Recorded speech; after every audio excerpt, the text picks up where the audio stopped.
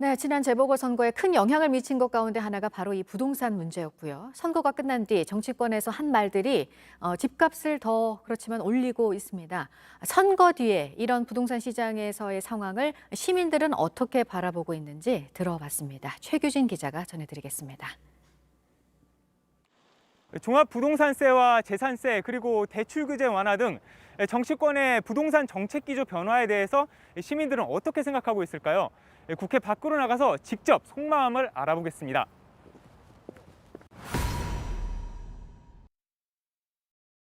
집이 있는 시민들은 1주택자 보유세 완화가 필요하다고 입을 모았습니다.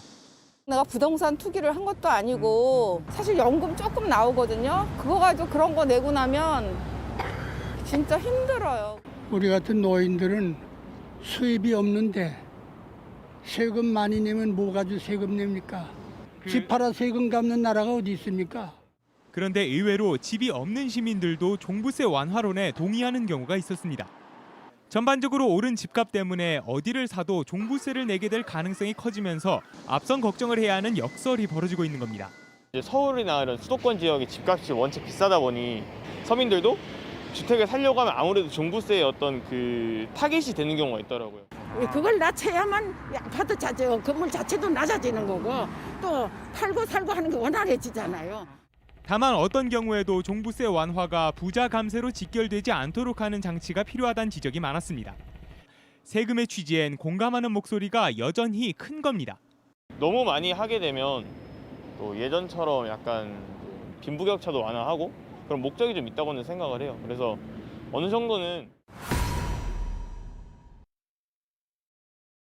집을 살 때 대출을 막아놓은 데 대해선 공통적으로 불만이 컸습니다. 1가구 1주택 실수요자에 대해선 숨통을 터달라는 겁니다.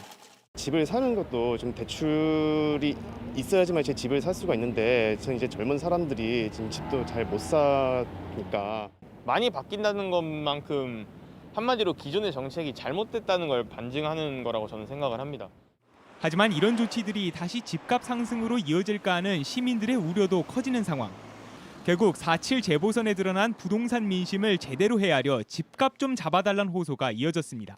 정책의 취지는 이제 알겠으나 이게 그 정책이 지금 취지대로 지금 잘 돌아가고 있는지 선거 표심으로 이제 그 정책을 한다는 거는 이왕 하는 거 이번에 좀 제대로 좀 확립이 돼서 안정화가 됐으면 좋겠습니다.